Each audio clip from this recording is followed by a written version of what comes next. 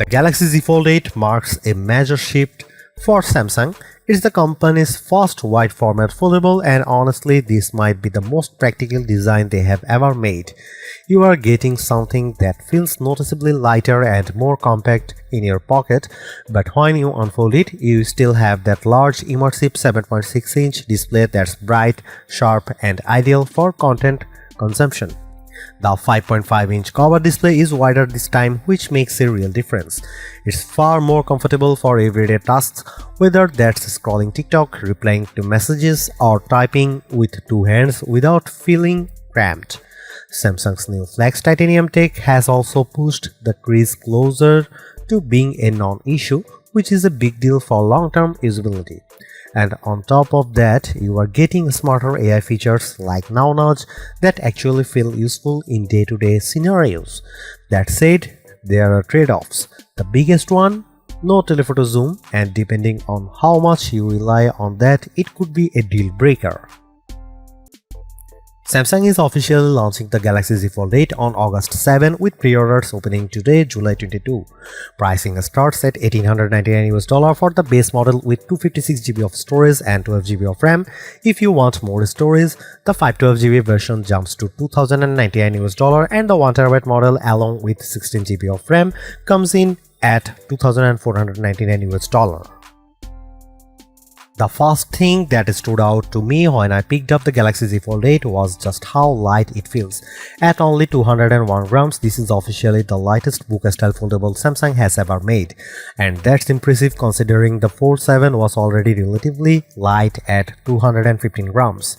Then there is the front display. It's noticeably wider, which immediately makes the phone feel less cramped compared to the previous designs and even compared to the Fold 8 Ultra. When you unfold it, the 7.6-inch main display feels more natural for video and multitasking with reduced black bars that make better use of the screen. Samsung also refined the physical design in subtle but meaningful ways. The side frame now has precision machined grooves that make opening the device easier and more comfortable. And if you have always been bothered by the crease, this is one of the biggest improvements. Flex Titanium significantly reduces its visibility and feel. Durability-wise, Samsung claims up to 500,000 folds, which is something I actually saw demonstrated ahead of launch in Korea. However, the IP48 rating means you get water resistance but still no real dust protection, which is disappointing, especially for something you might want to use outdoors or at the beach. There are a few other compromises. The 10-megapixel punch-hole camera on the main display is still visible and not particularly elegant, especially if you are hoping for a return to under-display camera tech. There is also no S Pen support, which feels like a missed opportunity given the size of the screen. In terms of dimensions, it's slightly thicker than the Fold 8 Ultra when unfolded, but it never feels bulky. And when it comes to colors, lavender stands out the most alongside graphite cream and an online exclusive pistachio option. It's worth noting Samsung isn't the first to try a white foldable design. Huawei has done something similar, but that device is heavier, thicker, and not available in the US, which makes Samsung's approach more relevant here. The cover display comes in at 5.5 inches, which might sound small on paper, but because of the wider 10:16 aspect ratio, it feels far more usable than previous Fold models. Typing is easier and content feels less compressed. Unfold it and you get a 7.6-inch main display with a 4:3 aspect ratio. This is a much better fit for video compared to the more square layouts we have seen before. You still get black bars, but they are less distracting overall. Rotate the device and that 3:4 layout works really well for browsing websites or reading ebooks. It's a surprisingly versatile screen. One issue I noticed is the keyboard. It still takes up a large portion of the screen, which can interrupt the experience when typing. Brightness is another big upgrade. The Fold 8 reaches up to 3000 nits, making it the brightest display Samsung has put on a phone so far. In fact, during my testing, I had to lower the brightness just to properly capture footage. Samsung also added an anti-glare coating, which should significantly improve outdoor visibility in direct sunlight. One thing missing, though, is the privacy display feature from the S26 Ultra series, which would have been a nice addition for protecting on-screen content in public. This is where the compromises become very clear. The Galaxy Z Fold 8 only has two rear cameras, a 50MP main sensor and a 50MP ultra-wide. There is no telephoto lens, which means no optical zoom.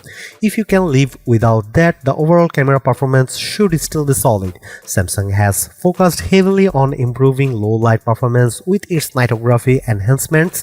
From my testing, photos looked brighter compared to the Fold 7, although I didn't notice a major leap in detail. There are some interesting additions on the video side. Dual recording lets you capture footage using both front and rear cameras simultaneously with previews on both displays. It's a flexible setup that opens up creative possibilities. The standout feature, though, is AI-driven. It's called My Fan Cam. You select a subject and the phone automatically tracks and reframes them throughout the video. I tested it and it works surprisingly well. It's one of those features that feels genuinely useful rather than gimmicky. One of the most practical AI features here is Now Nudge. It's designed specifically for multitasking on a foldable. For example, if you get a message about planning dinner, the phone might suggest opening your calendar, and when you tap it, it launches in split screen automatically. It's a small thing, but it makes multitasking feel more seamless and intuitive. These nudges also appear in notifications, which helps reduce friction while switching between tasks. Samsung is also pushing deeper integration with Gemini for automation. If you are doing something like booking a trip, Gemini can handle most of the process in a pop-up window, and you can jump in whenever you want to finalize things. That said, not everything is fully optimized yet. Apps like TikTok don't take full advantage of the wide display. For example, opening comments takes over the screen instead of splitting it. This is an area where Samsung needs better collaboration with developers.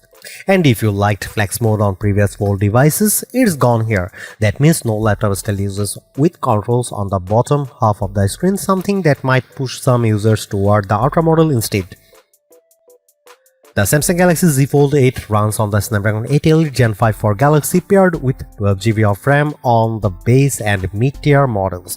If you go for the 1TB version, you get 16GB of RAM. While I haven't benchmarked this device yet, this chip performed extremely well in the S26 Ultra, beating the iPhone 17 Pro Max in both Geekbench multi-core and 3D Mark Solar Bay tests. So expectations here are definitely high. Samsung is finally using silicon carbon battery technology in the Fold 8, which allows for higher capacity without increasing size. You are getting a 4800 mAh battery, up from 4400 mAh in the Fold 7 despite the more compact design. Charging speeds have also improved. Wired charging jumps to 45 watt, which should get you to around 69% in 30 minutes. Wireless charging increases to 20 watt as well. However, there is still no built-in magnetic system like MagSafe. You'll need a compatible case for that, which feels like a missed opportunity.